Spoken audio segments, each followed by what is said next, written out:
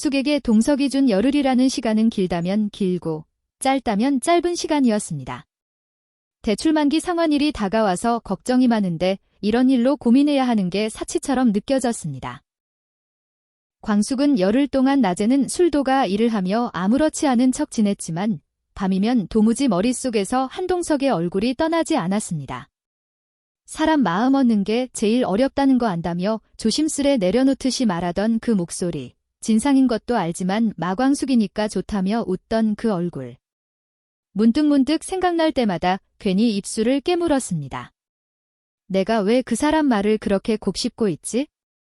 회장님은 대체 왜 나를 좋다고 하는 걸까? 나도 회장님이 좋으면서 내숭을 떠는 건가? 광숙은 자신의 속마음을 자세히 들여다보려고 노력해보았습니다. 좋아한다는 고백을 받을 때도 당황스럽고 부담스러웠지만 그 이후로도 적극적으로 대시하는 회장님이 너무나 낯설게 느껴졌습니다.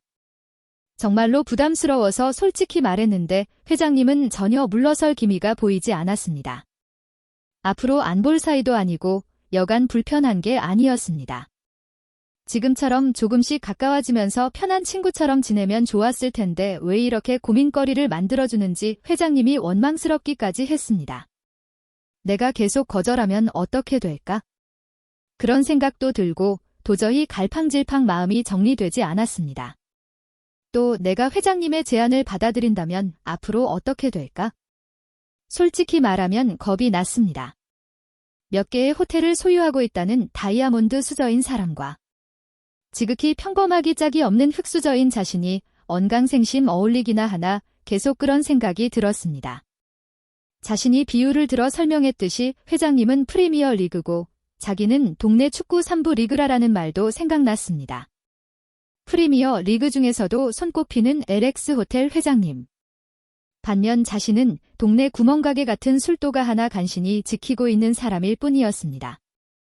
자존심도 있었습니다. 사랑은 동등한 관계여야 한다고 생각했기 때문이었습니다. 동석은 마 대표가 왜 3부 리그입니까? 내 눈엔 챔피언스급인데라고 했는데 회장님은 왜 나를 그토록 높이 평가하는지 이해가 되지 않았습니다. 그래도 날 좋게 평가해주는 사람을 그저 격이 다르다는 이유로 밀어내는 게 맞을까도 싶었습니다. 그러면서도 또 마음 한쪽에서는 현실이 발목을 잡았습니다. 회장님은 명품이 익숙한 사람이고 난 그냥 시장 가방도 편하게 들고 다니는 사람인데 분명 다르긴 다르지. 하지만 또 생각했습니다. 지난번 온 문자를 보니 아무리 돈이 많아도 그 사람은 외롭게 혼자 지내는 사람이었습니다. 레스토랑에서 혼자 밥 먹고 혼자 TV 보다가 혼자 잠드는 그런 생활이 아무리 재벌이라도 별반 행복한 삶을 사는 것 아니라는 생각도 들었습니다. 커피도 신문도 바둑도 마 대표랑 나누고 싶습니다. 그 문자 내용처럼 그 사람과 그 모든 것을 같이 한다면 행복할까? 의문이 들어 점점 혼란스러워졌습니다. 그러다가 광숙은 벽에 걸린 원피스를 올려다봤습니다. 동석이 입고 오라고 보낸 선물이었습니다.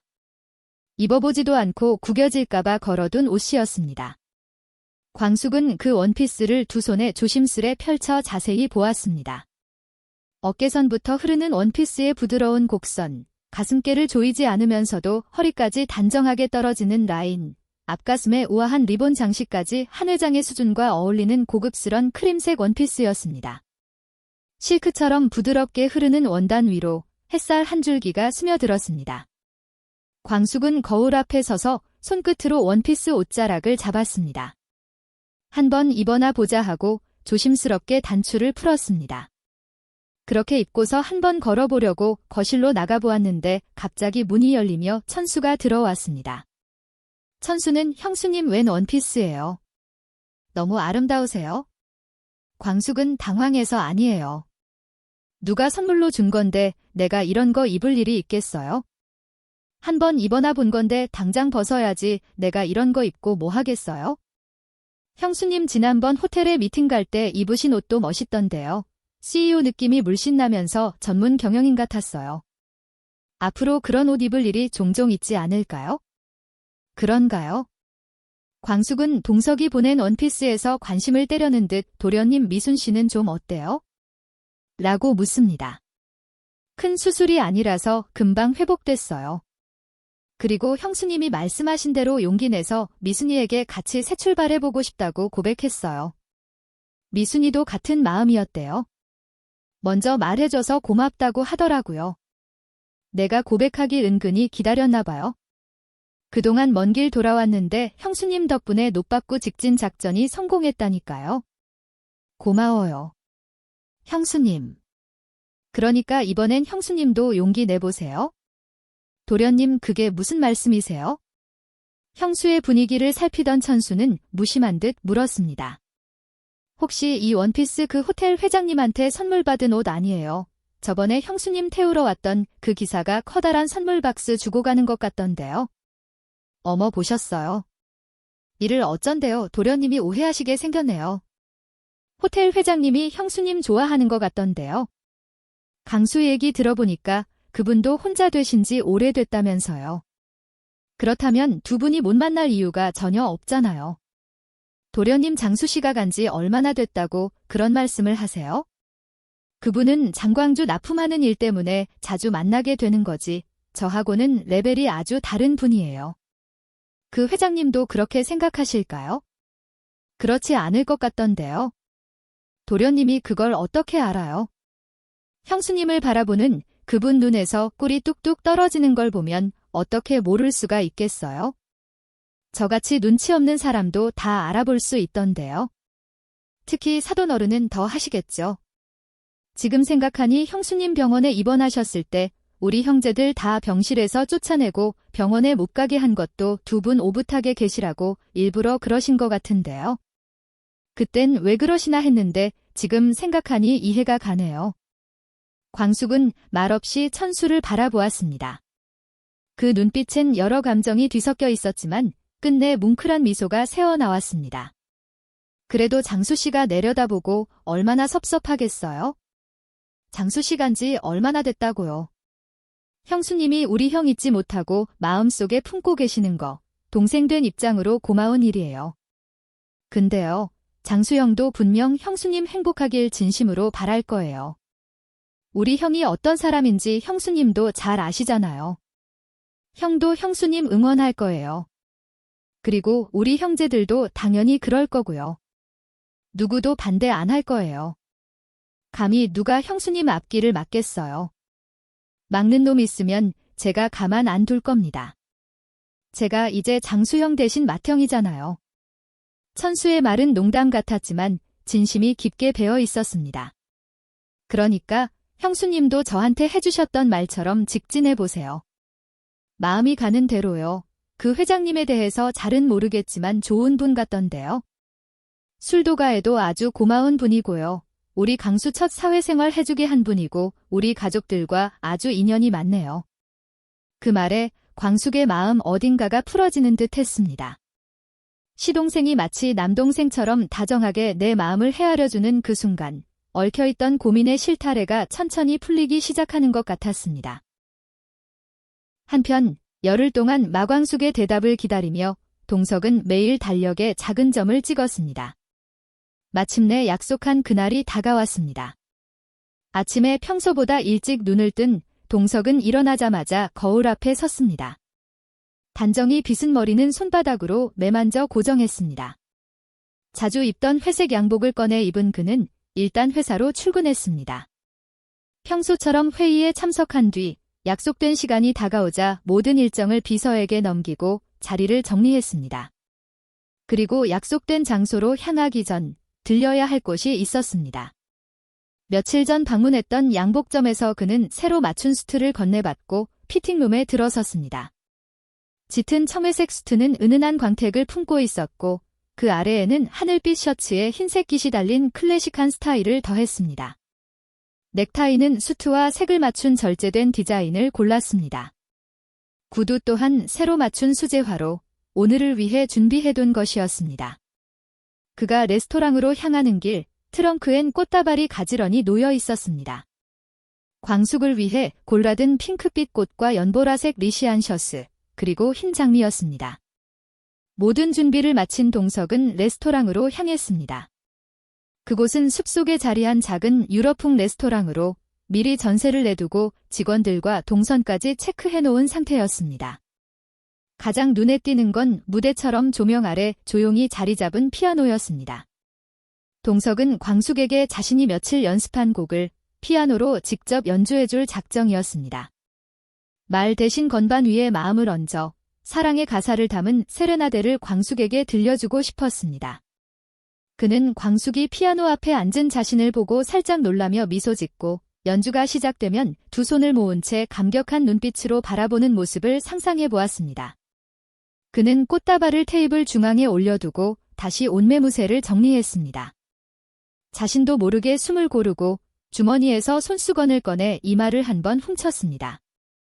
내가 이 나이에 이렇게 설레기는 또 처음이네. 이렇게 중얼거리는데 차량 한 대가 천천히 레스토랑 앞에 멈췄고 조수석 문이 열리며 광숙의 모습이 멀리서 보였습니다. 자신이 선물한 원피스를 입고 온 것이 보였고 동석은 광숙을 맞이하러 일어났습니다. 문이 열렸을 때 동석은 가까워지는 광숙의 아름다운 모습을 보며 순간 숨을 삼켰습니다. 고개를 살짝 들고 조심스럽게 들어오는 광숙을 향해 문 앞에 서 있던 레스토랑 직원들이 허리를 숙이며 인사했고 그녀는 익숙치 않은 환대 속에서도 우아하게 웃으며 한 걸음씩 걸어 들어왔습니다. 동석은 미소를 감추지 못한 채 조용히 인사를 건넸습니다. 와줘서 고마워요, 마 대표. 이 원피스 마 대표랑 잘 어울릴 것 같아서 골랐는데 정말 눈부시게 아름답습니다. 그의 진심 어린 칭찬에 광숙은 얼굴을 붉혔습니다. 쑥스러운 웃음을 지은 광숙은 회장님도 오늘 더 멋지시네요. 못 보던 양복 같은데요? 하고 칭찬했습니다. 동석은 그 말에 부드럽게 웃으며 고개를 끄덕였습니다. 개인적으로 의미 있고 귀한 자리라서 새 수트를 입고 싶었습니다. 라고 말하며 동석은 자신이 오늘의 의미를 얼마나 중요하게 여기는지 강조했습니다. 짧은 대화 속에서도 서로를 향한 감정이 고요히 피어오르고 있었고 그 순간 분위기는 차분하지만 선명한 떨림이 배어 있었습니다. 동석은 조용히 손을 들어 직원을 불렀고 이내 차분한 음악과 함께 준비된 식사가 한 접시씩 차려지기 시작했습니다. 메뉴는 과하지 않으면서도 정갈한 코스였고 광숙은 잠시 머뭇거리다 포크를 들었습니다. 동석은 그녀가 불편해하지 않도록 천천히 말을 건넸습니다. 마 대표가 이런 자리 어색해할까 봐 조금 더 소박한 데를 생각했는데 그래도 오늘은 내 마음을 담고 싶었습니다. 광숙은 긴장한 상태에서 무슨 맛인지도 느끼기가 어려웠지만 동석의 정성을 생각해 맛있게 먹으려고 노력했습니다. 자연스레 이어지는 식사가 마무리되고 디저트와 함께 따뜻한 차가 나왔습니다. 광숙은 향긋한 허브티에 김이 올라오는 찻잔을 두 손으로 감싸쥐었습니다. 동석은 광숙을 물끄러미 쳐다보며 떨리는 마음으로 말문을 꺼냈습니다. 열흘 동안 잘 생각해봤어요. 치열하게 고민한 생각을 들을 시간이군요. 나랑 정식으로 사귀는 거 어때요? 광숙은 조심스럽게 앉은 뒤 잠시 테이블 위에 놓인 꽃다발을 바라보다가 결심한 듯 입을 열었습니다. 그래요, 회장님, 저 회장님과 사귀고 싶어요. 동석은 깜짝 놀라 정말이요? 그럼 허락한 거예요. 이렇게 쉽게 허락할 줄 몰랐는데요.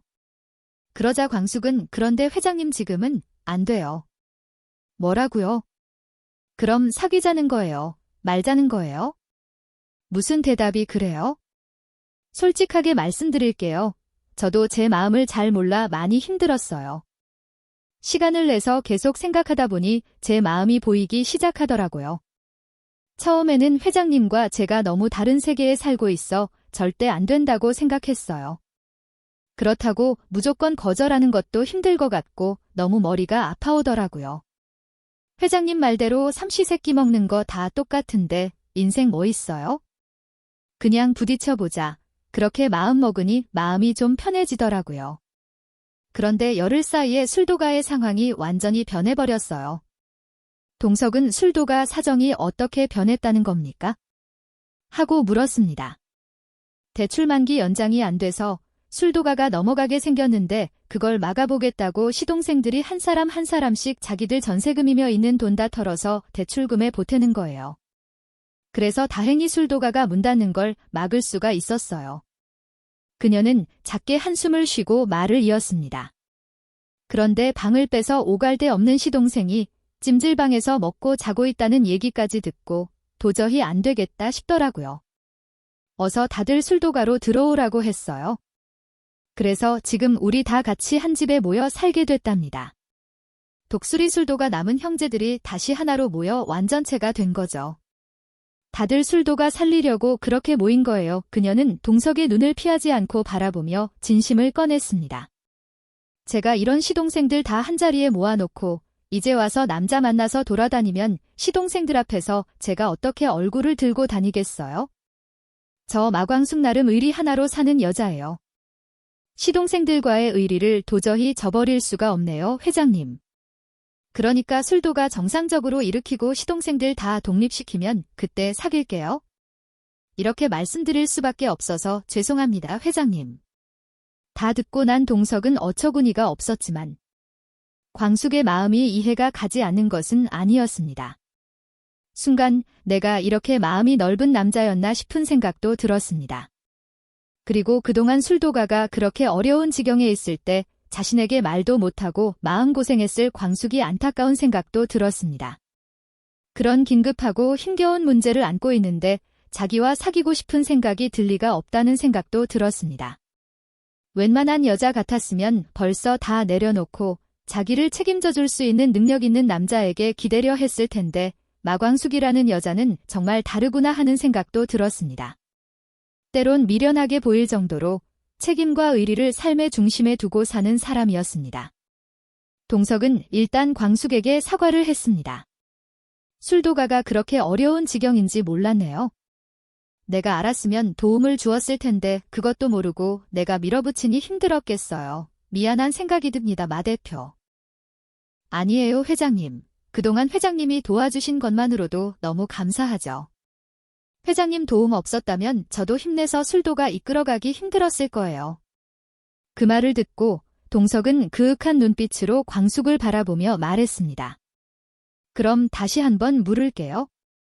술도가 사정이며 어떤 조건이나 배경을 떠나서 그냥 한동석이라는 남자로서 마 대표는 나를 좋아합니까? 광숙은 잠시 멈칫하며 동석의 눈빛을 피하지 않고 씩씩하게 대답했습니다. 저도 회장님 좋아합니다. 이렇게까지 저를 아껴주시는데 싫을 수가 없잖아요. 저한테 과분한 분이지만 남자로서 너무 멋지세요. 그 말을 듣는 순간 한동석의 표정에는 말로 설명할 수 없는 안도와 기쁨이 스쳤습니다. 그는 미소를 머금고 고개를 끄덕였습니다. 그래요, 그거면 됐습니다. 다른 말 필요 없어요? 서로 좋아하는 마음 그것만 있으면 충분해요. 우리같이 독수리 술도가 함께 일으켜봅시다. 근데요, 회장님은 남자로 생각하면 부끄럽고 막 가슴이 콩닥콩닥해져서 전 그런 게 너무 불편해요. 호텔 로비만 가도 회장님 만날까봐 괜히 도망치고 싶거든요. 동석은 가만히 웃었습니다. 마 대표의 그런 감정, 저는 아주 좋은 신호라고 생각하는데요. 동석이 그렇게 말하는 도중 광숙은 벌떡 일어나며 그럼 회장님 제가 드릴 말씀은 다 드렸어요. 그러니까 전 가볼게요. 아니 벌써 가려고요? 제가 술도가 일 때문에 무지 바빠서요. 잠깐만 기다려봐요. 아니에요. 혼자 갈 수 있어요. 오는 길 잘 봐뒀거든요. 오늘 감사했습니다. 그렇게 말하고 광숙은 손에 작은 가방을 들고 레스토랑 문을 열었습니다. 아직 해가 지지 않은 숲속의 초록빛이 그녀의 실루엣을 감쌌고 그녀는 등을 보인 채 빠르게 걸음을 옮기고 있었습니다. 동석도 벌떡 일어나 겉옷을 들쳐입고는 재빨리 광숙을 쫓아나갔습니다. 마 대표 잠깐만요. 아직 남은 이벤트가 있다고요. 가면 안 돼요 하고 따라 나갔습니다. 광숙은 동석이 자기를 데려다 주려고 따라 나오는 줄 알고 회장님 저 안 데려다 주셔도 돼요. 아직은 사귀는 사이 아니니까 그냥 택시 잡아 탈게요. 광숙은 손사래를 치며 아까 택시를 타고 온 방향을 기억하며 재빨리 걸어 나갔습니다. 마 대표 어디로 가는 거예요? 광숙은 동석이 또 가슴이 콩당거리는 말을 꺼낼까봐 택시를 부를 새도 없이 도망치듯 걸어서 나무길을 따라 내려가기로 했습니다. 문제는 숲속 레스토랑의 언덕길이 예상보다 가팔랐다는 점이었습니다. 게다가 그녀는 하이힐을 신은 상태였고 길가엔 생각보다 벌레가 많았습니다. 아이고, 이게 뭐야? 힐이 자갈에 박혔잖아. 이건 또 뭐야? 벌레야? 나무 그늘 속에서 혼자 낑낑대며 힐을 빼내던 중 힐굽이 빠지고 말았습니다. 그때 광숙은 갑자기 뒤에서 들려오는 인기척에 깜짝 놀랐습니다. 마대표 일에서 내가 따라온 겁니다. 뒤따라온 동석을 광숙이 눈을 동그랗게 뜨며 속삭였습니다. 회장님, 왜 따라오셨어요? 레스토랑 사람들이 보면 어쩌려고요? 그 사람들이 보면 어때서요? 그리고 여기 아무도 없습니다. 저랑 벌레밖에요? 동석은 웃으며 말하고는 아무 말 없이 광숙을 덜썩 안고 걸어갔습니다. 회장님 내려주세요. 제발요. 이러시면 정말 저 생각보다 무거워요. 이 정도는 괜찮습니다. 마대표 다치면 안 되니까요. 그 순간 레스토랑에서 나오던 직원 한 명과 눈이 마주쳤습니다. 직원은 깜짝 놀라서 인사했고 동석은 정색한 얼굴로 말했습니다. 발을 다쳐서 구조 중입니다. 직원은 어색한 미소로 인사하곤 사라졌고 광숙은 얼굴이 시뻘개져 발버둥쳤습니다. 회장님, 진짜로 내려주세요. 그냥 걸어가게 해주세요. 동석은 그녀를 무사히 주차장까지 데려와서는 차에 태웠습니다. 진작 내 말 들었으면 나한테 안길 일도 없었을 텐데 왜 그렇게 말을 안 들어요? 다음에 또 그러면 업고 내려올 거예요? 그리고 오늘 내가 마 대표한테 피아노 쳐주려고 열흘 내내 연습했는데 그것도 못 들려줬잖아요. 어떻게 할 겁니까? 언제 들으러 올 거예요? 회장님, 그게 무슨 소리예요? 나도 모르겠습니다. 다음에 자세히 설명할게요. 회장님에게 안겨 힘을 준 광숙은 어찌나 피곤하지 일찍 잠이 들고 말았습니다. 동석은 팔이 아파 잠들지 못했지만요. 다음 날 술도가 문 앞에는 고운 플랫슈즈 상자와 카드 한 장이 놓여 있었습니다. 다음엔 하이힐 말고 이거 신어요. 오래 걸어도 안 아프고 도망치기도 편하답니다. 이렇게 쓰여진 카드를 읽으며 광숙은 어제의 해프닝이 생각나 웃음이 절로 나왔습니다. 동석과 광숙이 정식으로 사귀는 게 생각보다 쉽지가 않네요. 재미있게 보셨다면 구독과 좋아요, 알림 설정 부탁드려요. 지금까지 이야기는 개인적인 상상에 의한 스토리로 본 방송과는 다를 수 있음을 알려드립니다. 안방극장의 인기를 사로잡으며 나날이 재미를 더해가는 KBS ETV 주말 드라마 독수리 오형제를 부탁해는 매주 토요일과 일요일 저녁 8시에 방송됩니다. 많이 시청해주세요. 드라마를 좋아하는 엄마 드라마더였습니다.